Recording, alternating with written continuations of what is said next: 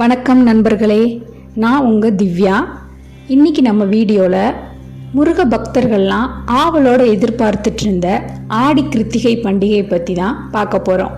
ஆடி கிருத்திகையோட ஆன்மீக முக்கியத்துவம், வரலாறு, அப்புறம் சிறப்பு வழிபாடு, இதை பற்றிலாம் இன்றைக்கி தெரிஞ்சுக்கலாம்.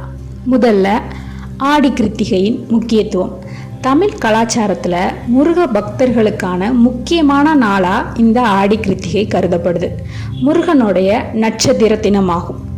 ஆடி மாதம் சூரியன் வடக்கிலிருந்து தெற்கு நோக்கி பயணிக்கும் தட்சிணாயன புண்ணிய காலத்தின் தொடக்கம் இந்த ஆடி கிருத்திகை.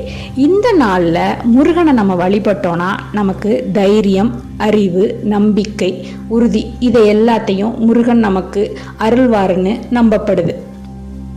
அடுத்து முருகன் பிறப்பு கதை, அதாவது ஸ்கந்த புராணம். சிவனன் 3வது கண்ணிலிருந்து 6 சுடர்கள் தோன்றுச்சு. அக்னி மற்றும் வாயு தேவர்கள் அந்த சுடர்களை சரவண பொய்கைக்கு கொண்டு சென்றாங்க. கிருத்திகை பெண்கள் அந்த 6 சுடர்களை 6 குழந்தையாவே வளர்த்தாங்க.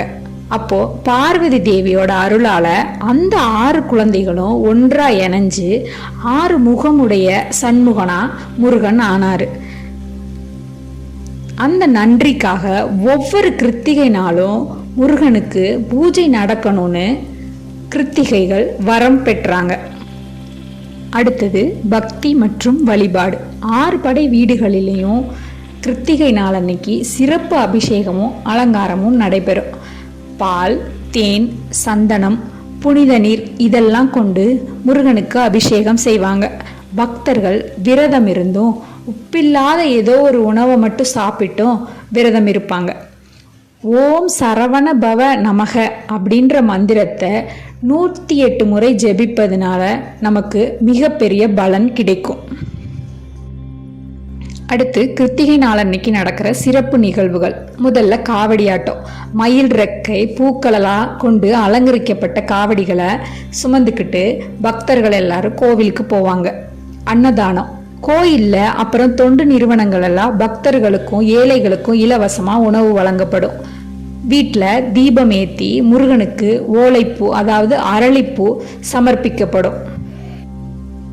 அடுத்து பிரபலமான கோயில்களான பழனி அருள்மிகு தண்டாயுதபாணி சுவாமி கோயில், திருத்தணி சுப்பிரமணிய சுவாமி கோயில், திருச்செந்தூர் சுப்பிரமணிய சுவாமி கோயில், இங்கெல்லாம் கிருத்திகை நாள் ரொம்பவே சிறப்பாக கொண்டாடப்படும். ஆடி கிருத்திகை என்பது முருகனுக்கு ஆன்மீக உறவை ஆழப்படுத்தும் ஒரு நாள்.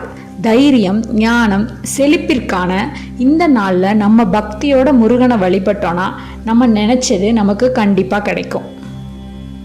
இந்த தகவல்கள் உங்களுக்கு பயனுள்ளதாக இருந்திருக்கும்னு நம்புகிறோம். இந்த வீடியோ உங்களுக்கு பிடிச்சிருந்தா லைக் பண்ணுங்கள். ஓம் சரவண பவ என்று கமெண்ட்ஸில் டைப் பண்ணுங்கள்.